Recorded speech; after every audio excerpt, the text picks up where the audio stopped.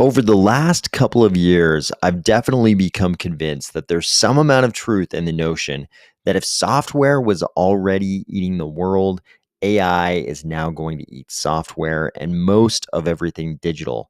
But for us in Cardano, the important question is, where does that leave crypto? Ready? Let's go.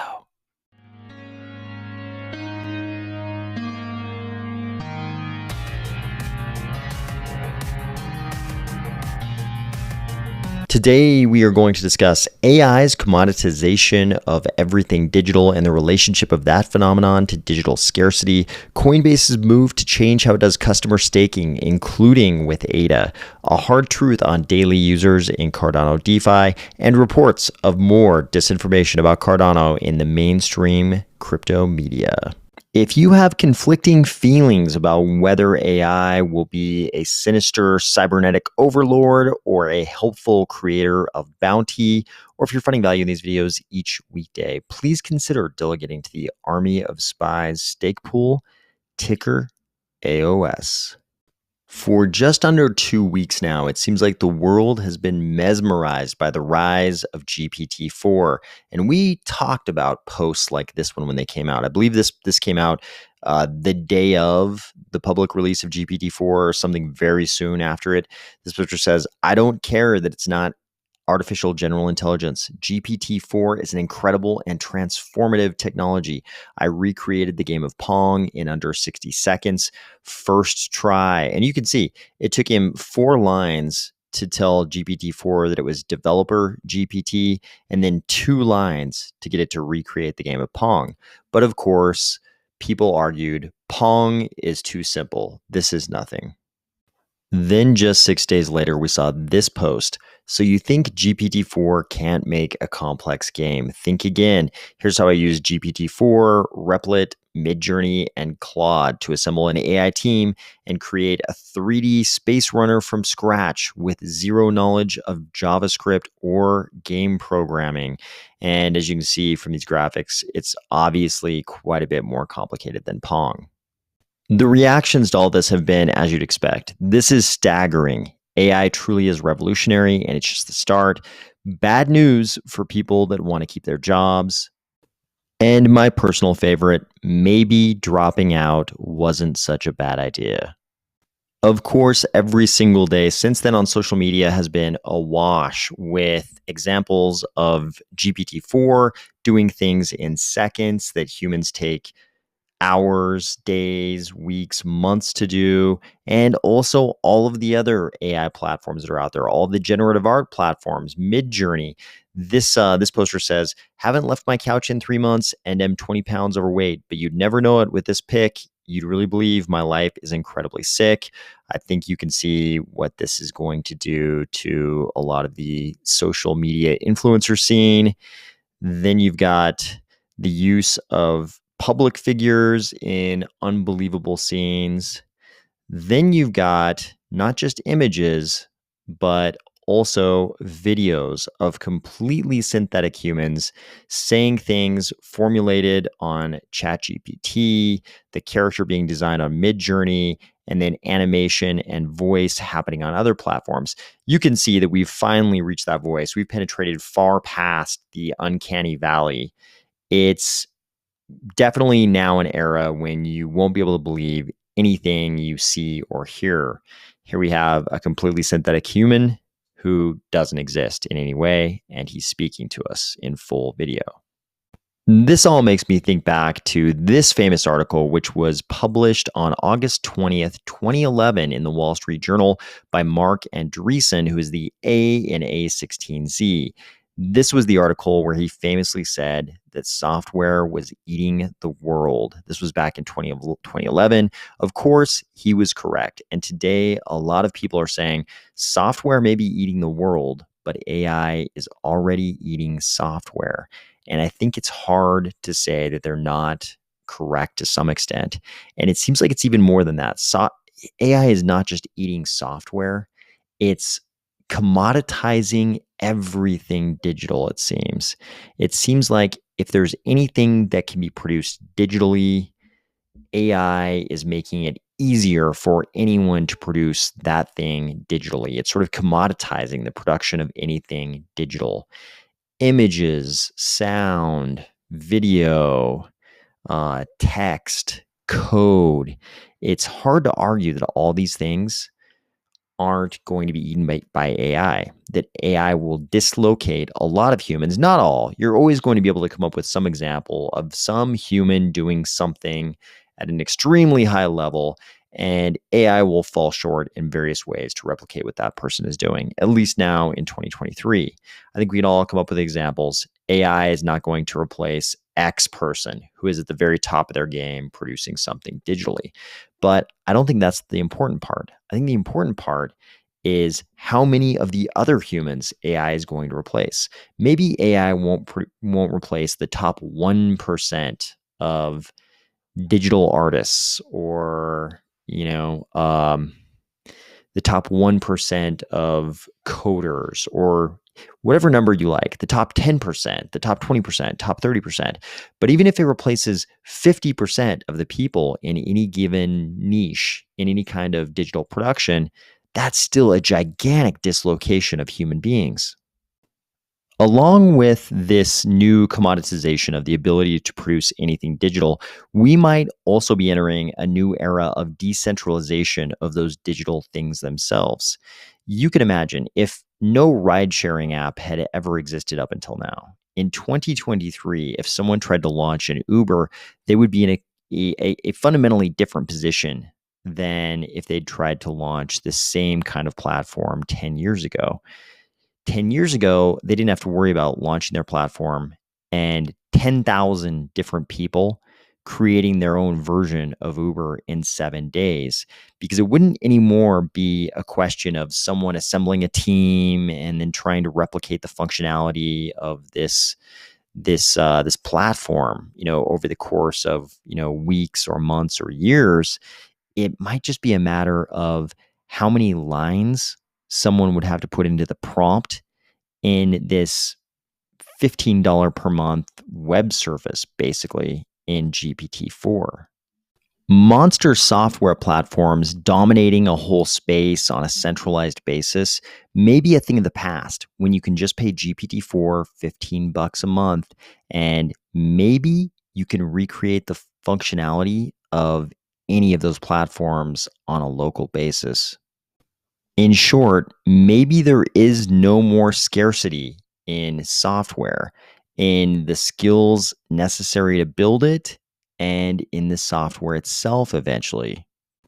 Of course, there's not really any special basis to say that somehow crypto software is immune from this whole phenomenon.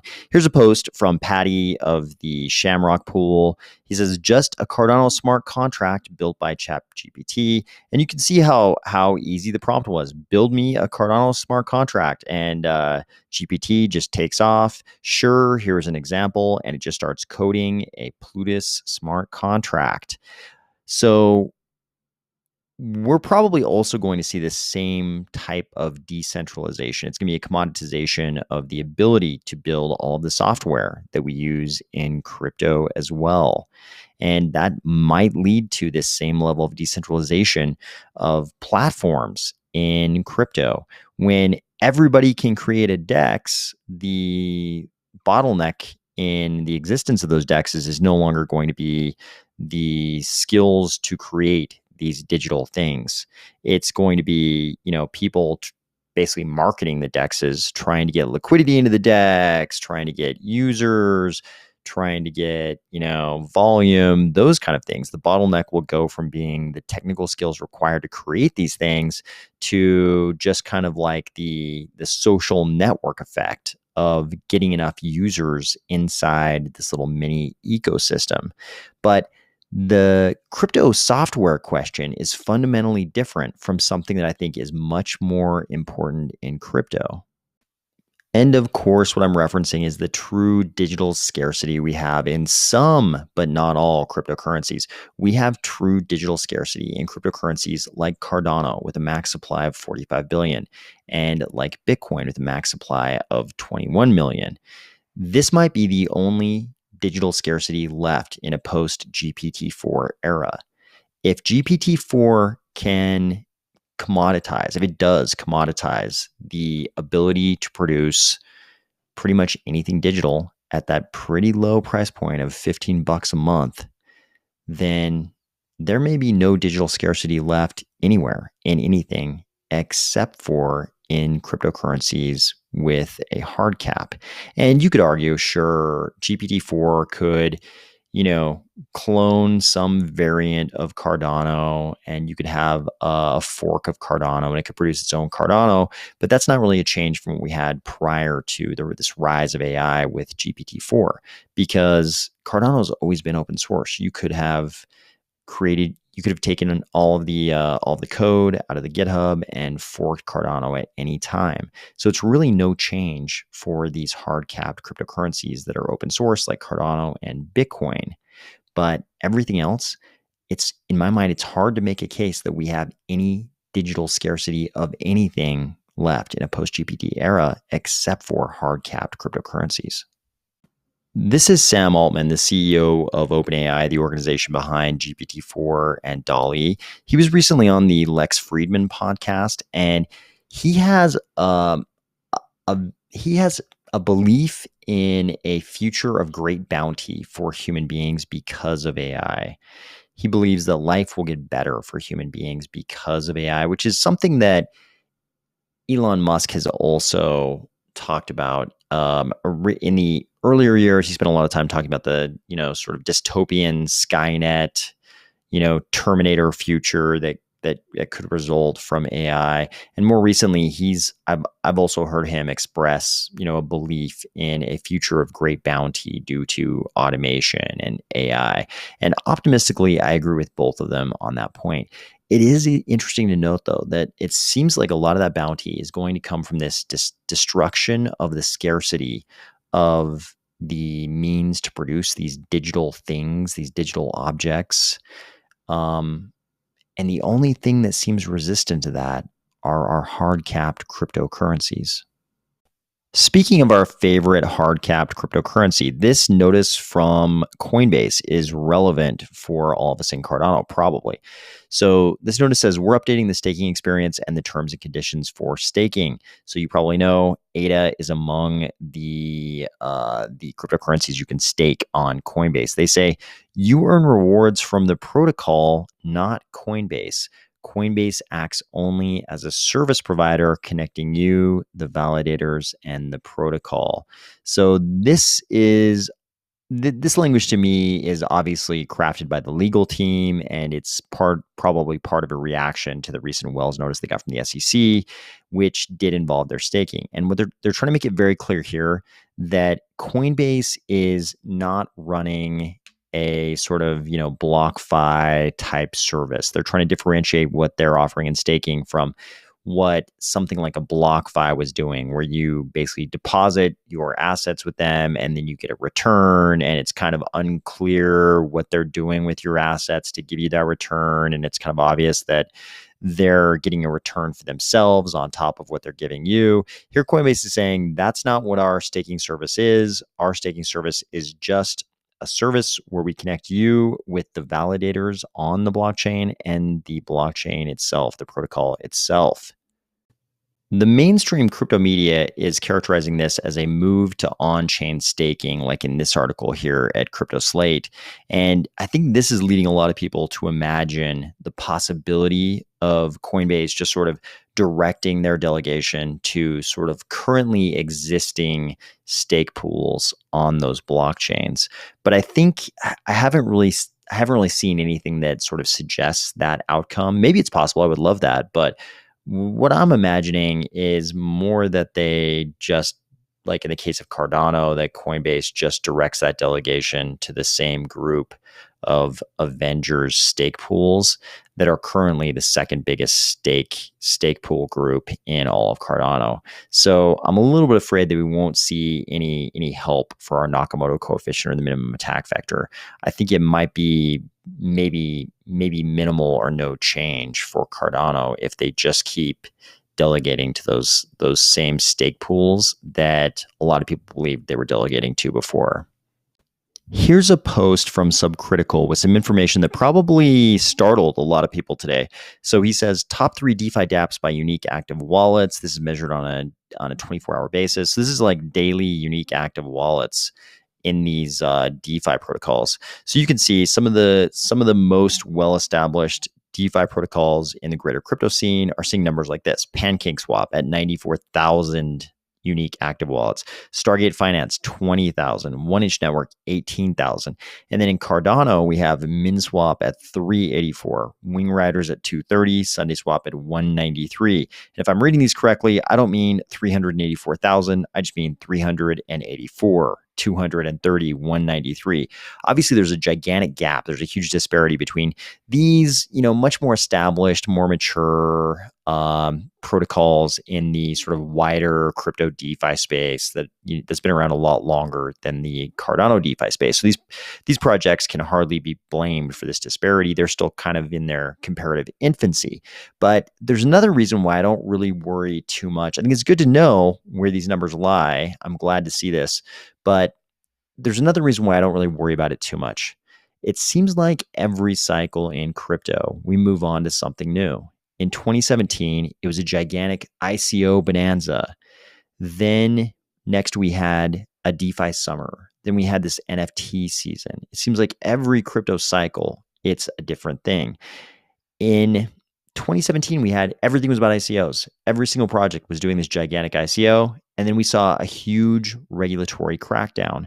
I kind of wonder if being worried about DeFi right now is kind of like being worried about the ICO market in your blockchain ecosystem in like 2018. It's like you're sitting there thinking, hey, the last cycle was all about ICOs. I'm really worried that we won't have enough ICOs in the next cycle in my blockchain ecosystem. But what actually happened was the regulators cracked down on ICOs so hard that ICOs weren't such a big thing in the next cycle.